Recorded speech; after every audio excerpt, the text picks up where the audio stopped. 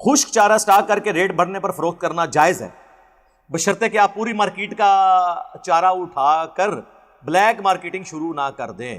بچوں کو دینی تعلیم کہاں سے حاصل کروائیں؟ مدرسے میں تو وہ اپنی فقہ پڑھتے ہیں، تو مدارس میں نہ داخل کروائیں، ان کو آپ کم از کم FSC لیول تک تو وہی تعلیم دلوائیں جو براڈ بیس ایجوکیشن ہے۔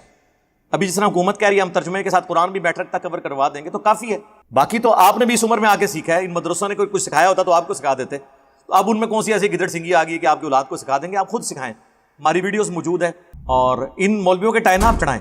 اب آندہ آپ کو کوئی مولوی کہے نا کہ وہ مدرسے کی ڈگری لے کے آئیں، ہم تو ڈگری کو مانتے ہیں، تو ہمارے بٹ صاحب نے اس کا جواب کیا ہے کہ ٹھیک ہے صرف مفتی عزیز صاحب کے مدرسے کی ڈگری مانی جائے گی، وہ آپ کو عصری علوم بھی ساتھ سکھا دیں گے۔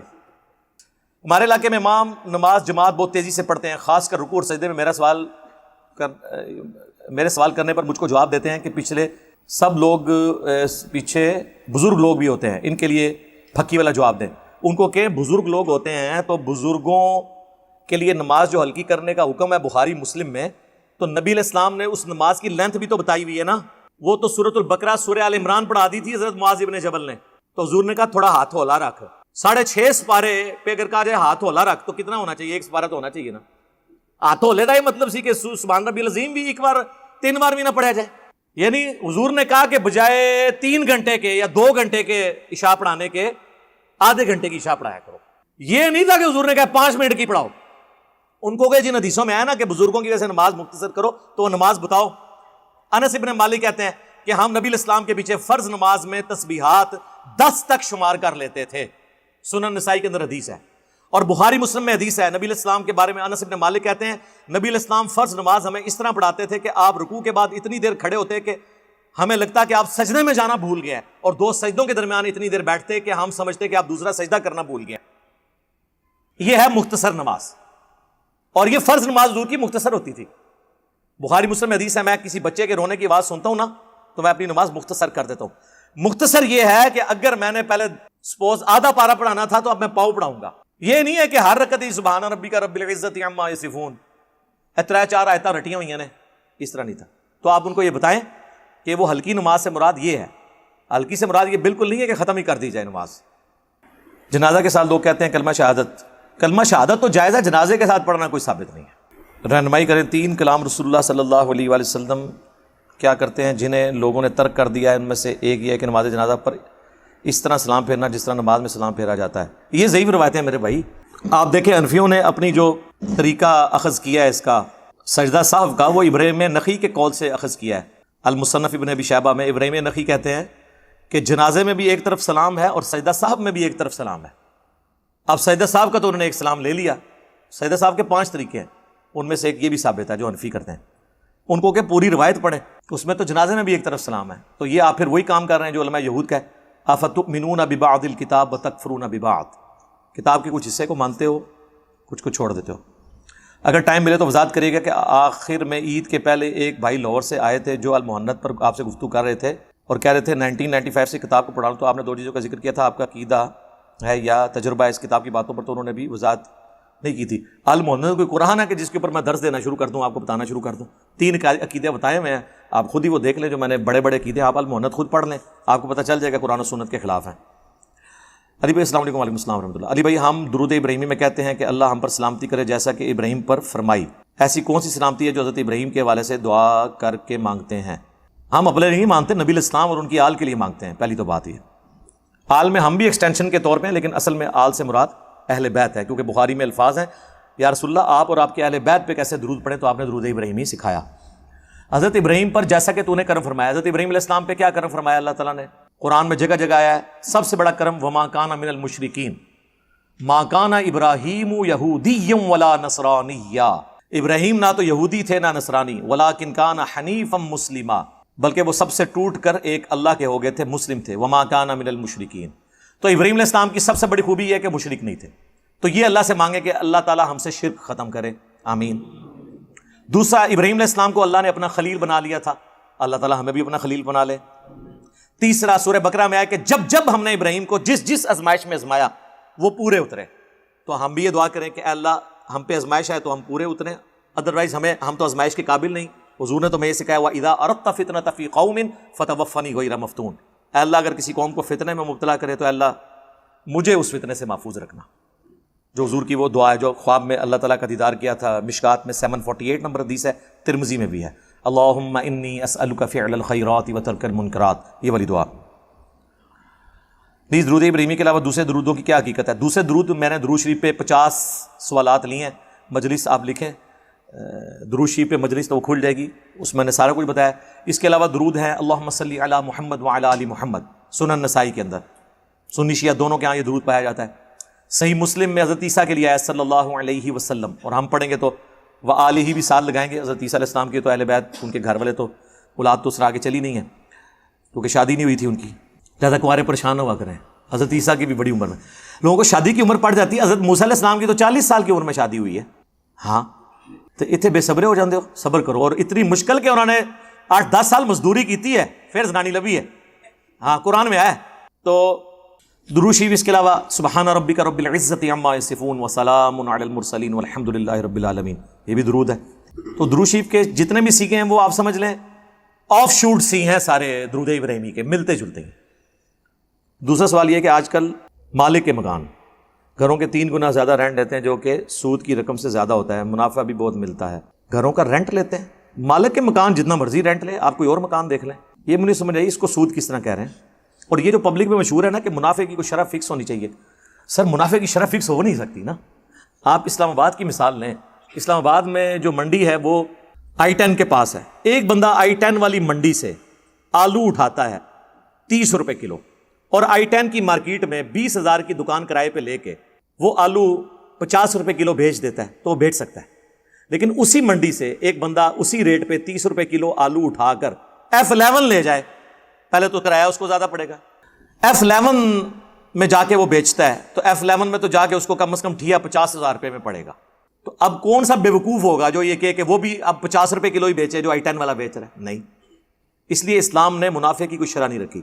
صرف اسلام نے یہ کہا ہے بلیک مارکیٹنگ نہ ہو، کہ ایک بندہ پوری مارکیٹ کا آلو اٹھا لیتا ہے اور کہتا ہے اب میں اپنی مرضی سے بیچوں گا، پھر تو ظاہر قیمتیں چڑھ جائیں گی.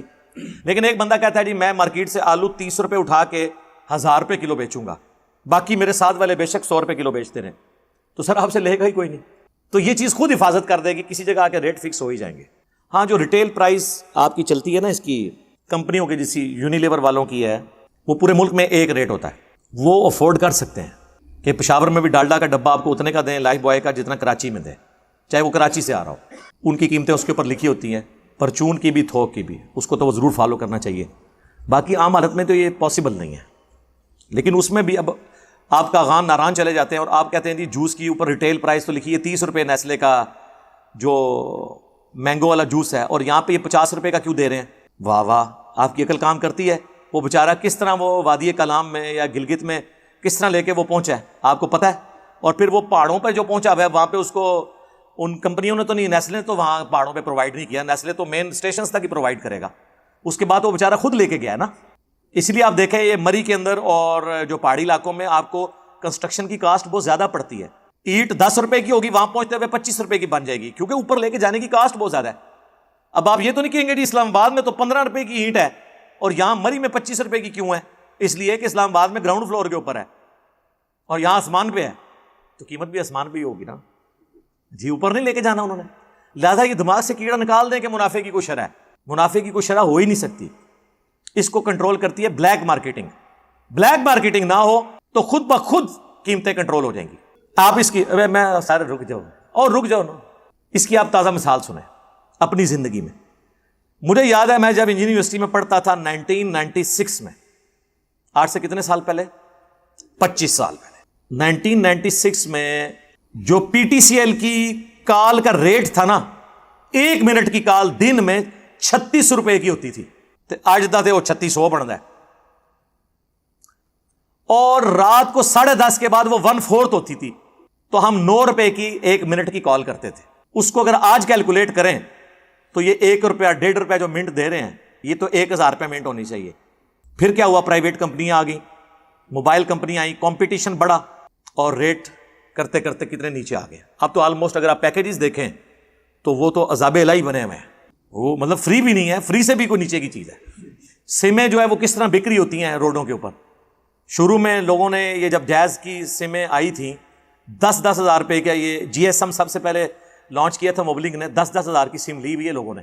میں نے 2001 کے اندر 3,000 روپے کی سم لائن میں لگ کے لی تھی, 3,000 روپے کی 2001 میں. تو آج 2021 اگست ہے, 1 اگست, اسی لیے میں نے جھنڈا بھی لگایا بھائی. اگست 2021 میں, آج سے 20 سال پہلے سم کی قیمت تھی 3,000 روپے, تو آج کم از کم 30,000 تو ہونی چاہیے تھی. تو آج تو فری مل رہی ہے, 50 کی دیتے ہیں اور کہتے ہیں بیچ میں اتنا بیلنس بھی ڈلا ہوا ہے. کیوں؟ کمپٹیشن. جو بھی پرائم منسٹر صاحب دعویٰ تو کر رہے ہیں, اللہ کرے کامیاب ہو جائیں, کہ یہ جو گاڑیوں کی قیمتیں, اب مجھے بتائیں مہران گاڑی اس قابل ہے کہ یہ 1.5 یا 2 لاکھ روپے سے اوپر ہو؟ یہ بھی میں زیادہ ہی بتا رہا ہوں قیمت آپ کو. کیا ہے اس میں لگا ہوا مٹیریل, کاسٹ کیلکولیٹ کریں, تھوڑی کمائی کر چکی ہے سوزوکی. بندہ حیران ہو جاتا ہے قیمت دیکھ کے. کیوں؟ اس لیے کہ ان کی منوپلی ہے. سوزوکی اور ٹوٹا والوں نے کھلاتے ہیں یہاں پہ لوگوں کو, مالکوں کو فیل کر دیتے ہیں, اس لیے کمپٹیشن نہیں ہوتا. تو آپ دیکھ لیں. لیکن دوسری طرف موٹر سائیکلوں میں آپ دیکھیں کمپٹیشن ہوا ہے. پچھلے 15-20 سال سے آلموسٹ اسٹیبل ہیں قیمتیں, ورنہ آپ کو ہونڈا 70 اس وقت کم از کم 5 لاکھ کا مل رہا ہوتا. پھنسا ہوا ہے وہ اپنے ریٹ میں, لاکھ نہیں کراس کر سکتا. ورنہ جو کوالٹی انہوں نے دی ہے اور جس طریقے سے اس کی قیمتیں رائز کر رہی تھی, اگر کمپٹیشن یہ پرائیویٹ کمپنیاں نہ آتی تو ادھر بھی یہی ہوتا ہے. ہاں جی شاہ جی, کیا نہیں, زیادہ تر کی تو ہوتی ہے میرے بھائی, یہ بات آپ نہ کریں. باقی یہ کہ برانڈ کانشیس ہونا, اس پہ تو میرا آپ کے ساتھ ایک کلپ ریکارڈڈ موجود ہے, فیشن اور یہ سب کچھ لکھیں. اور جس طرح ہماری وہ ایک پولیٹیکل لیڈر ہیں, تو وہ 40 لاکھ کا پرس انہوں نے اٹھایا ہوتا ہے, ٹھیک ہے جی, 20,000 کی گھڑی باندھی ہوتی ہے, اور باتیں عوام الناس کے حقوق کی ہو رہی ہوتی ہیں. باتیں بہت اچھی ہیں, لیکن یہ باتیں اتنی اچھی ہیں جتنی عمران خان صاحب کی کنٹینر پہ اچھی ہوتی تھی. کام دونوں کے آپ دیکھ لیں جو ہیں. ہم زیادہ ایکسپیکٹ کر رہے ہیں کہ ہمارے حکمرانوں کو زیادہ ڈیلیور کرنا چاہیے جو ہم ان سے ایکسپیکٹ کرتے ہیں. عمران خان صاحب کس طرح ہمیں کنٹینر پہ کہتے تھے امیر کے لیے غریب کے لیے برابر قانون ہونا چاہیے, لیکن پریکٹیکلی آپ جہانگیر ترین اور باقیوں کی مثالیں آپ دیکھ لیں. پرائم منسٹر ذرا سا ہاتھ ڈالنے کی کوشش کرتے ہیں, ان کے اپنے ساتھی ان کے خلاف ہو جاتے ہیں. لیکن پہلے ہمیں یہ کہتے تھے کہ نہیں, اوپر لیڈر ٹھیک آ جائے نیچے سارے ٹھیک ہو جاتے ہیں. اب ان کو پتہ چل گیا ہوگا کہ اوپر ٹھیک آنے سے سارے نیچے ٹھیک نہیں ہوتے. پوتڑیاں نے بگڑے انہیں, پیمپرز کی عمر کے بگڑے ہوئے لوگ اب نہیں وہ ٹھیک ہو سکتے, الا یہ کہ ایگزامپل سیٹ کی جائے. آپ مثال بنائیں, لوگ بالکل سیدھے ہو جائیں گے, اور اس کے لیے آپ کو بولڈ ڈیسیژن لینے پڑیں گے. لیکن انشاءاللہ آپ ان قریب سنیں گے, کافی پازیٹیو خبریں آئیں گی انشاءاللہ. پرائم منسٹر صاحب اب کریز سے باہر نکل کے کھیلیں گے انشاءاللہ. ہمارے پاس فرسٹ ہینڈ نالج ہے. نماز کے فرائض اور واجبات. نماز کے فرائض وہی ہیں جی جن کے اوپر امت کا اجماع ہے. ہر رکعت میں قیام ہوگا, قیام میں قرآن پاک کی تلاوت ہوگی, سورہ فاتحہ اور ساتھ کم از کم 3 آیات ملا لیں. اس کے بعد ہر رکعت میں ایک رکوع ہوگا, رکوع کے بعد سیدھا کھڑا ہونا ہے. ہر رکعت میں 2 سجدے کرنے ہیں, 2 سجدوں کے درمیان بیٹھنا ہے, 2 رکعتوں کے بعد بیٹھنا ہے, اور اگر 4 رکعتیں ہیں تو 4 رکعتوں کے بعد سلام پھیر دینا ہے. یہ موٹے موٹے فرائض ہیں. باقی سجدہ صاحب کے اوپر میری ڈیٹیل ویڈیوز ہیں, کن مقامات پہ سجدہ صاحب واجب ہوتا ہے, میں نے ایک حدیث اس میں بتائی ہے. سجدہ صاحب انجینئر محمد علی مرزا لکھیں, درجنوں ویڈیوز کھل جائیں گی.